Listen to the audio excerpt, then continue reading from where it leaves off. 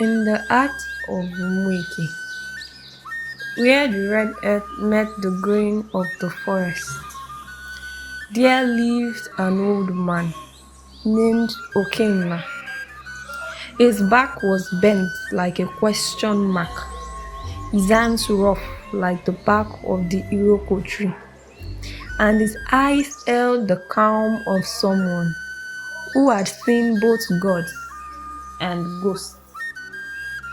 Okenna was the last of his kind, a palm wine tapper, not just by trade, but by spirit. When he climbed the raffia palms before the break of dawn, even the trees whispered his name. The wine he drew tasted like music, sweet, full-bodied, with the kind of magic that made warriors dance and widows smile. But times were changing. Youths now wore jeans that hung on their hips and listened to songs that called women by names Okenna wouldn't dare utter. The villagers said his time was gone, his ways old, his wine too slow for a world that wanted beer in cans and lives on screens. Still, Okenna tapped. One morning, as the cock crowed and mist wrapped the earth like morning clothes, Okenna received a visitor. A girl, slim, eyes sharp like her grandmother's, and voice bold like thunder. "Nna Okenna," she greeted, kneeling. "My name is Amaka. I want to learn." Okenna raised a brow. "Learn what?" "How to tap." He laughed, a soft, breathy laugh that came from his belly. Palm wine tapping is not for girls. It's not even for boys anymore. "I'm not asking for your permission," she said. "I'm asking for your wisdom." He studied her. In her stance, he saw defiance. In her eyes, he saw hunger, not for drink, but for meaning. So he agreed. Every morning before sunrise, Amaka followed him. First, she fetched the tools, the curved knife, the calabashes, the ropes. Then she learned the trees, which ones wept sweet sap, which ones bore bitterness. She climbed, she fell, she climbed again. Okenna taught her the chants to calm the spirits of the palms and the silence required to hear the forest breeze. Villagers mocked her. "Look at the city girl turned bushrat," they sneered. But the trees didn't mock her, they welcomed her. One day, while Okenna sat under his favorite ube tree, death came. It was quiet, gentle, like an old friend.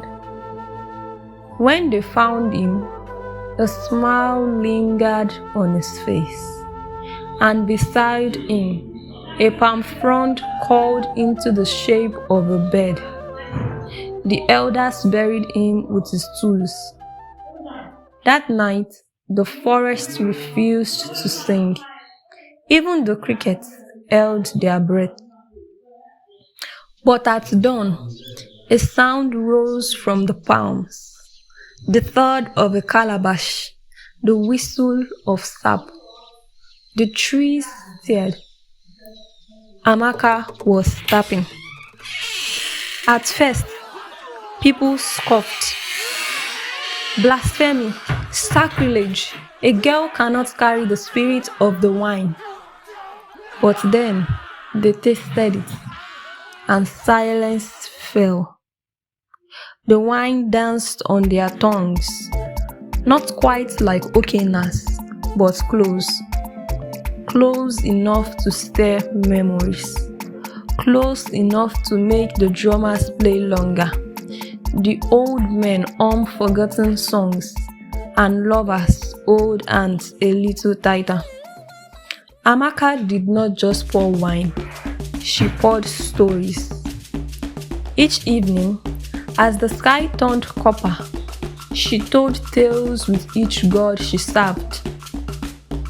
Of the tortoise who tricked the gods, of the hunter who married a river, of her grandfather who drank from a calabash and dreamed in colors.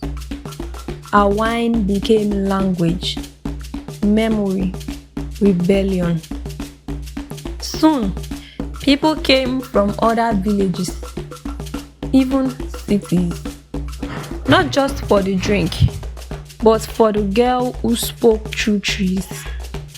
Tourists filmed her, scholars quoted her, children mimicked her with small calabashes and sticks. When asked why she continued, Amaka would simply say, "Okenna once told me, the wine is not in the palm, it is in the story." Years passed. Amaka aged, but her hands never lost their strength, and her eyes never lost their fire.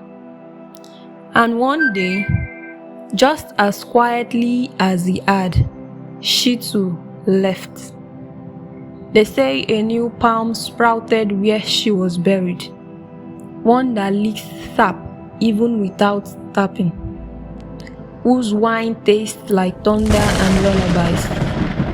Now, in Umueke, under the moonlight, children gather around the last palm wine tree and listen, not just to stories, but to legacy.